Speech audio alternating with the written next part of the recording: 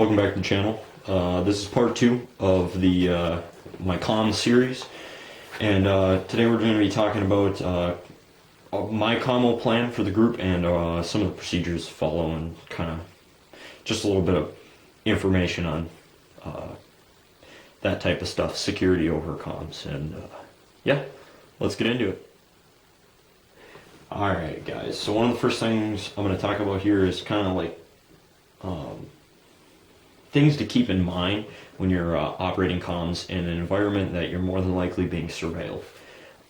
If someone's within your range of comms, you're probably going to not be communicating on them, because obviously you can be found pretty easily by transmitting, just by pushing that button. Even on accident, you push it for a second, they're probably going to figure out where you are, especially if it's someone or a group of people who have a lot of infrastructure and have the ability to find you easily. So keep airways clear, short and sweet.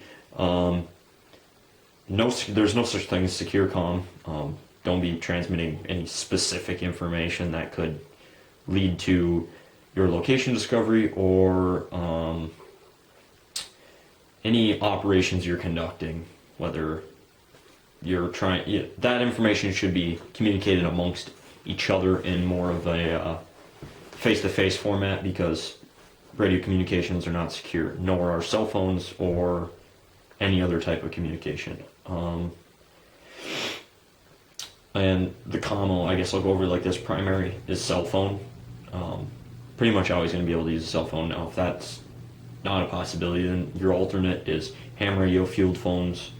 I'd also put like sat phones in there as well. That's another thing for your alternate. And contingency, encrypted secure radios, like your Kenwoods or your Motorola's, or your handheld two-way radios you can buy at Walmart or something like that. And then emergency CB radios and emergency hand cranks. And I guess those aren't necessarily, CB is a communication tool, but they're also great tools for gathering intel. And also as the hand crank for weather and any other emergency alerts that are given on your hand crank radios. And then another thing to think about, like your short-term and long-term supply. How are you going to power this equipment and maintain it? Short-term, I'd power banks, generator, vehicle. So vehicle battery or running, your vehicle, charging it. Long-term, really solar and generator, possibly, if you have lots of fuel on standby. I mean, it's definitely possible that you could do that. And why use comms? Intel gathering and sharing. And also, let's say you're running a convoy with 10, 15 vehicles or more. Doesn't matter how many, really, even 2 vehicles. It's good to have comms between the 2 vehicles, because they don't always know what you can see in front of you. So there might be information you need to relay to the back of the convoy. Also, just communicating across your AO with your teams of guys or gals, obviously, doing anything. It doesn't have to. It doesn't have to be a tactical mission. It's it can be used. The comms can be used for anything, whether that's communicating back to the house, letting them know that, hey, we're coming back. We just got a deer, or we're working here for such and such time, and setting up radio communications. Make sure everyone hasn't infiltrated your location or your AO. I mean, there's a lot. Comms are pretty important, I think.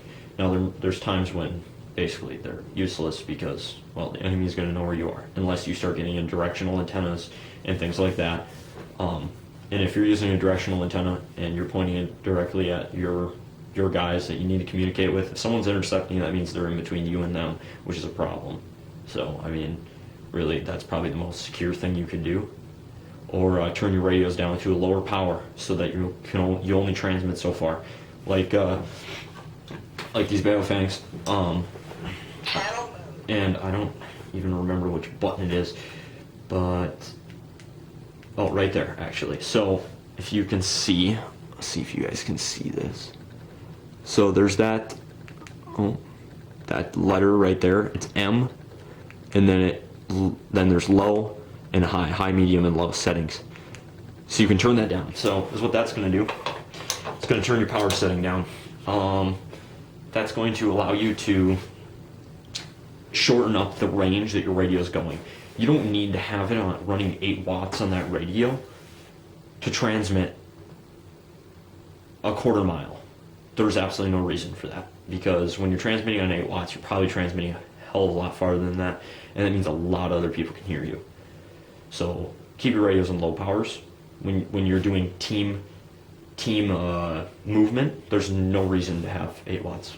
2 watts is enough. I mean, half a watt transmits far enough too for that. I mean, there's no reason to be running such a high power.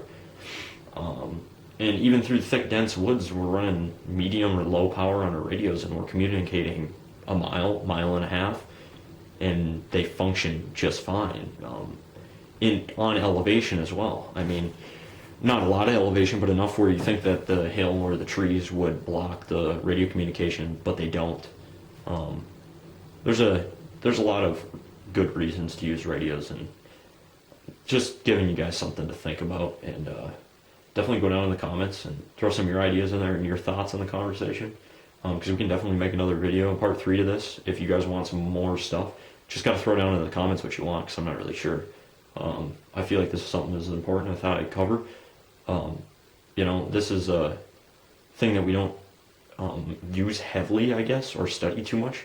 So it's kind of I'm learning as I'm going as well. So anything you guys can throw down there is good for me. I love information. Information's fantastic. Stuff I don't already know, or anything that I can learn to hone our skills, and so I can teach the rest of the guys. Thanks for watching. I'll catch you guys in the next one.